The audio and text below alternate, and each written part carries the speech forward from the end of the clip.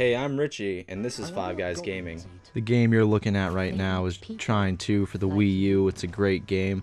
I love it. It's the first game I got for the Wii U, and it really shows off the gamepad's functionality. I really highly recommend it. But let's not get off topic. Today I'm here to talk about the Wii U and some of the accusations against it, and what I think about it, and what I think Nintendo should do to get rid of these accusations. Now, what some people are saying about the Wii U is that it's going to be the next Dreamcast.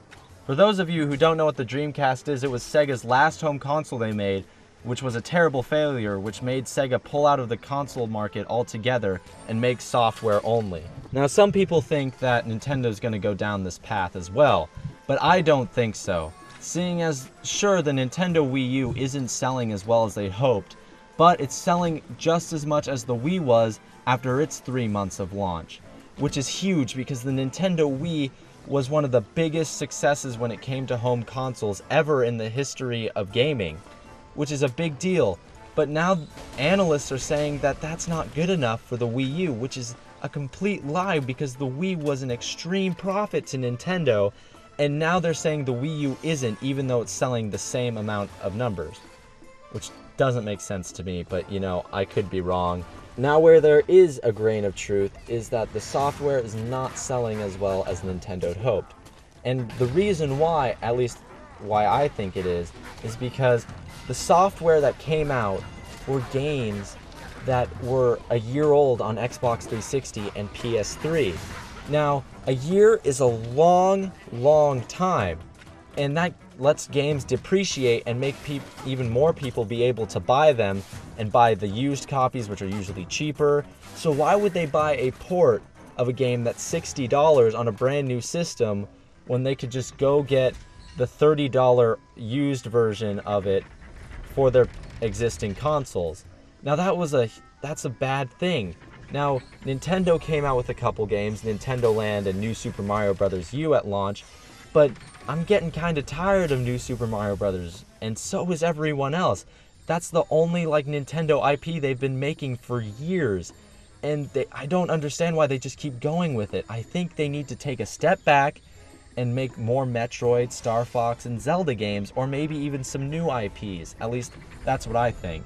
And then Nintendo Land, well, if you didn't get that in the deluxe premium Wii U box thing, then it wasn't worth the $60 to go and buy, at least in my opinion, because they are fun party games. They're just not $60 good party games. And what I think Nintendo needs to do to get out of the software slump is make better games. Launch them at launch like they said they would, like Pikmin 3. I was really upset that Pikmin 3 didn't come out at launch like they said it would, but I'm still waiting for it and I'm really excited about it. But they need to come out with the games soon, because people are going to leave the Wii U behind when they see that they only can get Mass Effect 3 and Batman Arkham City, which are ports. And they just need to get more games on the system for it to become more successful. Now, what they're also saying is that the Wii U won't be as powerful as the Xbox 720 or the PS4. Now, what I think about that is that, I don't know, Nintendo really needs to come out with the specs of the hardware so we can really know what's going on with the Wii U.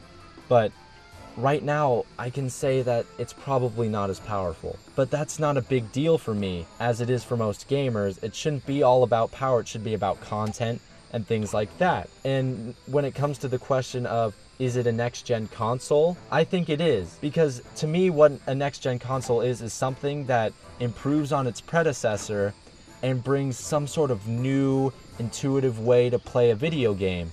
And the Wii U does that with its tablet gamepad, and I think it's really awesome, and it definitely improves on the Wii, and that's why I think it's a next-gen console. Even though it may not be as powerful as the PS4 or the Xbox 720, it's gonna be amazing. It'll be interesting to see how many people care about more power.